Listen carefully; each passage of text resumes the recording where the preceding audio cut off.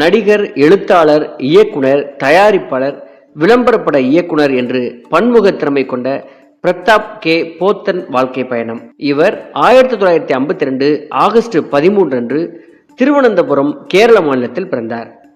இவருடைய அப்பாவின் பெயர் குலத்திங்கல் போத்தன், இவருடைய அம்மாவின் பெயர் பொன்னம்மா போத்தன். இவங்க இயல்பிலேயே பாரம்பரியமான பெரிய கோடீஸ்வர குடும்பத்தை சேர்ந்தவங்க.